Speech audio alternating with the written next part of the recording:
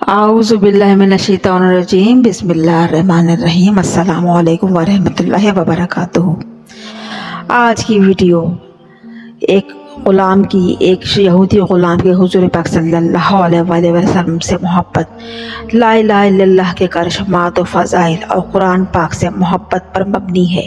آئیے شروع کرتے ہیں کہ قرآن پاک سے محبت اور اس کے رسول سے محبت اور اللہ کے حکم میں کتنی پاور اور کتنی طاقت ہے کہ یہ غلامی سے کیسے آزاد کرتی ہے۔ شروع کرتے ہیں ایک بدصورت غلام کے واقعے سے۔ یہ فقط ایک واقعہ ہی نہیں بلکہ ایمان کو تازہ کرنے والا ایک ایمان افروز واقعہ ہے۔ مدینہ منورہ میں ایک یہودی رہا کرتا تھا۔ وہ ملک شام جاتا تھا اور اپنے کاروبار کے لیے سلسلے میں وہاں جاتا، وہاں سے کچھ سامان لاتا اور پھر مدینہ منورہ لا کر بیچتا۔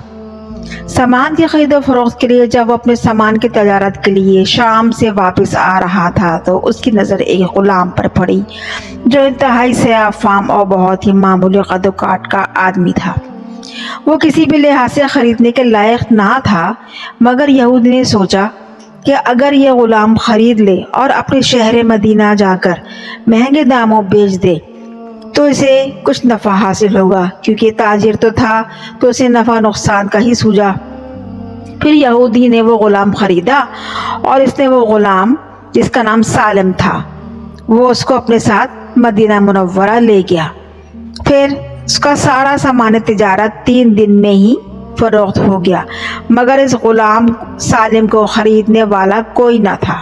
ہر کوئی اس کی شکل و صورت دیکھ کر خریدنے سے انکار کر دیتا۔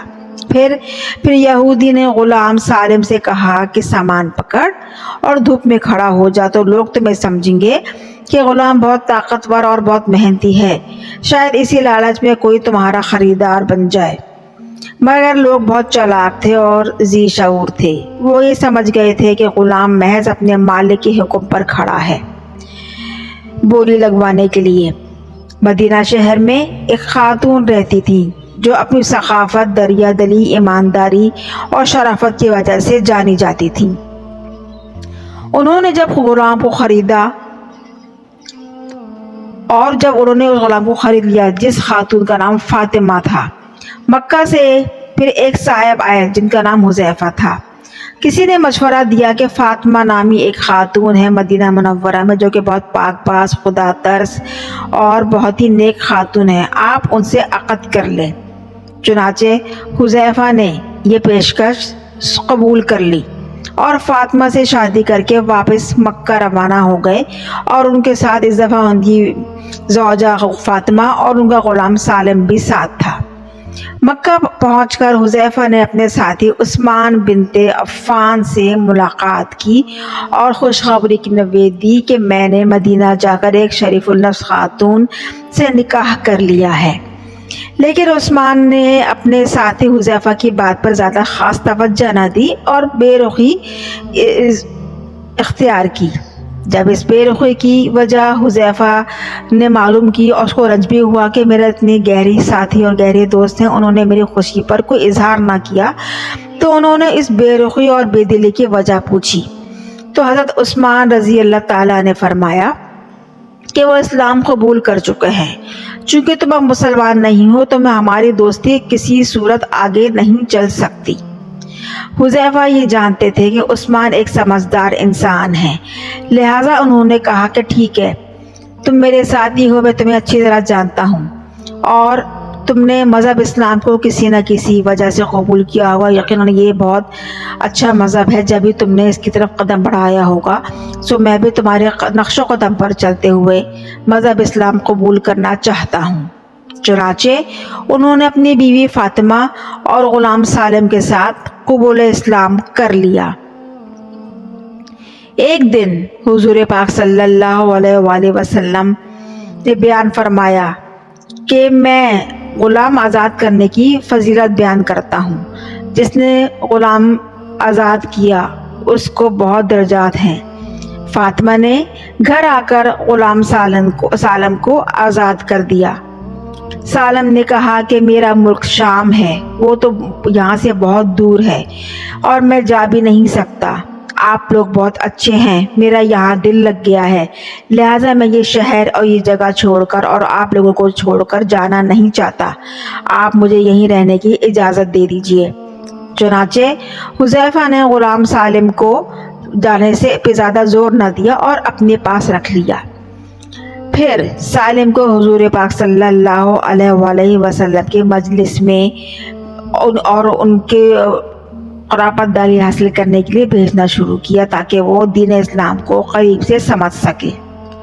سالم قرآن پاک کی تعلیم حاصل کرنے لگے اور وقت گزرتا رہا۔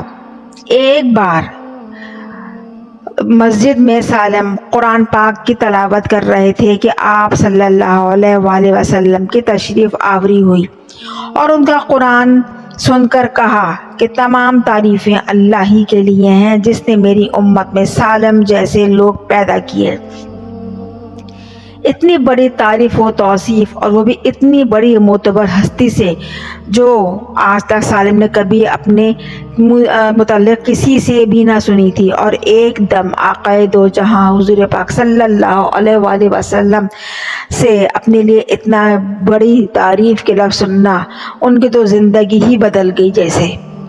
ہجرت کا حکم آیا اور سالم نے بھی حضور پاک صلی اللہ علیہ وآلہ وسلم کے ساتھ اور دیگر صحابہ کرام کے ساتھ مکہ سے مدینہ ہجرت کی۔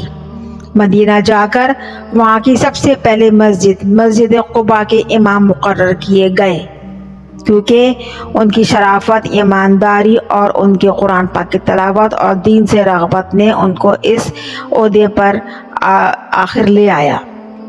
لوگ رشک کرتے تھے کہ غلام ہو تو ایسا کہ جس کا نہ کوئی خریدار تھا، اور آج وہ مسجد قباء کا متولی بن گیا ہے، امام بن گیا ہے۔ پھر وقت گزرتا رہا، آپ صلی اللہ علیہ وآلہ وسلم کا وصال ہوا۔ خلیفہ رسول صلی اللہ علیہ وآلہ وسلم حضرت ابو بکر صدیق کا زمانہ بھی گزرا، اور پھر امیر المومنین حضرت عمر فاروق رضی اللہ تعالیٰ عنہ کی وفات کا بھی وقت قریب آ گیا۔ اس وقت سالم دنیا سے رخصت ہو چکے تھے۔ سیدنا عمر فاروق رضی اللہ تعالیٰ عنہ نے فرمایا کہ اگر سالم زندہ ہوتے تو مجھے امیر بنانے میں کوئی مشکل پیش نہیں آتی، کیونکہ میں اس وقت سالم کو امیر المومنین نامزد کرتا کہ میں نے آقا دو جہاں نبی کریم صلی اللہ علیہ وآلہ وسلم سے سنا تھا کہ سالم کا دل اللہ کی محبت سے بھرا ہوا تھا۔ یہ قصہ آپ کے سامنے بیان کرنے کا مقصد یہ تھا کہ صرف حضور پاک صلی اللہ علیہ وآلہ وسلم کی محبت، اسلام سے رغبت اور قرآن پاک کی سے محبت نے ایک غلام کو کس درجے تک پہنچا دیا کہ جس کو حضور پاک صلی اللہ علیہ وآلہ وسلم نے اللہ تعالیٰ کی سے تعریف کے لیے بیان کیا، اور حضرت عمر فاروق رضی اللہ تعالیٰ عنہ نے انہیں اپنا نعم البدل مقرر کرنے کا عندیہ دیا۔ یہ تھا وہ عاشق، ایک یہودی، ایک سیاہ فام غلام جس کو کوئی پوچھتا بھی نہ تھا، کہ جس کا کوئی غلام بھی نہ تھا۔ بہت طاقت ہے اللہ کی محبت میں، بہت طاقت ہے رسول سے عشق میں، اور بہت طاقت ہے قرآن پاک کی محبت میں، کیونکہ اللہ کی اطاعت، اس کے رسول کی محبت اور قرآن سے محبت کرنے میں عزت بھی ملتی ہے، عظمت بھی ملتی ہے۔ ان سب باتوں کی منافی چلنے سے ذلت بھی ملتی ہے اور انسان ویران درگاہ ہو جاتا ہے۔ جو قرآن کے معنی و مطلب سمجھ جاتے ہیں وہ اللہ کا قرب اور رسول پاک صلی اللہ علیہ وسلم کی محبت حاصل کرنے میں ان کو زیادہ محنت نہیں لگانی پڑتی، اور لہٰذا اللہ پاک اپنے عزت و عظمت عطا کرتے ہیں اور کہتے ہیں کہ لوگوں کے دلوں پر اللہ تعالیٰ وہی حکمرانی کر سکتا ہے کہ جس کو اللہ اور اس کے رسول کی محبت عنایت ہو جائے۔ سالم، جن کو کوئی بطور غلام پسند بھی نہ کرتا تھا، اسی قرآن کی محبت نے، اسی کلمے کی طاقت نے، اسی حضور پاک صلی اللہ علیہ وآلہ وسلم سے عشق نے محبت سے عروج پر نوازا، کیونکہ اس یہودی کو جو کہ جس کا کوئی خریدار نہ تھا، ایک جو بے مول حیثیت رکھتا تھا، اس کو قرآن پاک کی فضیلت، لا الہ الا اللہ کی طاقت کا علم ہو گیا تھا، اس کو حضور پاک صلی اللہ علیہ وآلہ وسلم سے عشق ہو گیا تھا، اور اسی عشق نے، اسی محبت نے اور اسی لگن نے ان کو غلام سے کہاں تک کہاں بنا دیا، اور ان کو غلام بنا کے بھی آزاد کروا دیا، اور ایسا آزاد کہ وہ مسجد قباء کے متولی بن گئے۔ سبحان اللہ۔ ایسی پتہ نہیں کتنی ہی داستانیں ہماری تاریخ کی بھری پڑی ہیں، جن کو سن کے، جن کو پڑھ کے ایمان تازہ ہو جاتے ہیں کہ اللہ کی محبت، رسول کی محبت اور دین کی محبت اور قرآن کی محبت نے جس کو اپنا لیا، اللہ تعالیٰ ان کے لیے ہر راہ آسان کر دیتے ہیں۔ اللہ تعالیٰ ہم سب کو اپنے ایمان کی روشنی سے منور عطا فرمائے، اور ہم سب کو ایمان کی روشنی پہ طاقت عطا فرمائے، اور ہمیں اپنی محبت، ہمارے رسول کی محبت اور دین کی محبت سے آشنائی دے۔ آمین ثم آمین۔ شکریہ، جزاک اللہ۔